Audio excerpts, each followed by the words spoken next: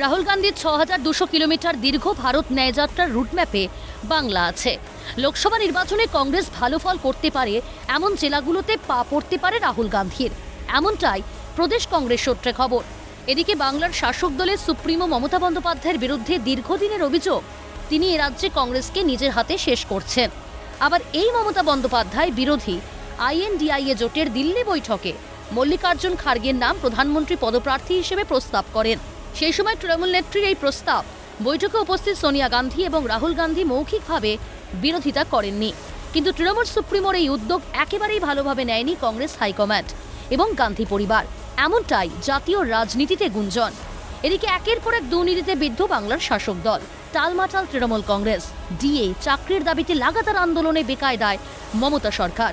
সেই সুযোগকে কাজে লাগিয়ে বাংলায় জমি ফিরে পেতে চাইছে কংগ্রেস। উঠছে প্রশ্ন, ভারত ন্যায়যাত্রাকে সামনে রেখে নেপথ্যে অন্য অভিসন্ধি সোনিয়া গান্ধী, রাহুল গান্ধী, অধীর চৌধুরী, মল্লিকার্জুন খার্গেদের? উঠছে প্রশ্ন।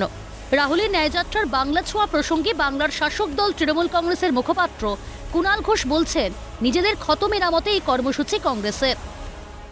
কিছু ক্ষত এবং ক্ষতি পূরণের জায়গা রয়েছে, সেই সব ভাঙা জায়গাগুলি মেরামত করতে রাহুল গান্ধী যদি কোনো কর্মসূচি নেবেন, সেটা তো তাদের দলের বিষয়। ন্যায়যাত্রা হওয়াতে ভয় পাচ্ছে তৃণমূল, আর এই যাত্রাগুলো বিজেপির বিরুদ্ধে যাচ্ছে, মত সিপিএম সাংসদ বিকাশ রঞ্জন ভট্টাচার্যের। ন্যায়যাত্রা যদি কংগ্রেস করে বা অন্য যে কোনো দলই করে, ধর্মনিরপেক্ষ দৃষ্টিভঙ্গিকে মাথায় রেখে মানুষের মধ্যে মানুষের অধিকার রক্ষার জন্য ন্যায়যাত্রা, তাদের তৃণমূল কংগ্রেস বেশি ভয় পাওয়ার কারণ কি? আসলে ভয় পাচ্ছিল না, কারণ এই যাত্রাগুলো বিজেপির বিরুদ্ধে যাচ্ছে এবং বিজেপির বিরুদ্ধে গেলে তৃণমূল আতঙ্কিত। বিজেপি সাংসদ দিলীপ ঘোষের দাবি, দেশ সম্বন্ধে রাহুল গান্ধীর অভিজ্ঞতা কম, তাই উনি হাঁটুক। তৃণমূল কেন এত ভয় পাচ্ছে? রাহুল গান্ধী যাত্রা করবেন, কোথা থেকে করবেন, কোথায় করবেন, কখন করবেন, সেটা উনি ঠিক করবেন। বিজেপি ঠিক করবে না, টিএমসিও করবে না। এর আগে তো বহু রাজ্যে উনি করেছিলেন, কাশ্মীর পর্যন্ত, কি লাভ হয়েছে? তো সেই জন্য ওরা ভয় পাচ্ছেন কেন?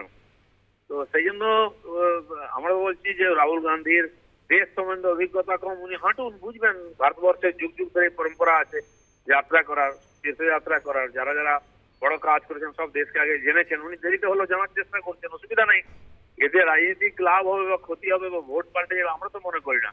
টিএমসি তো ভয় পাওয়ার কারণ কি আছে? ক্যালকাটা নিউজ।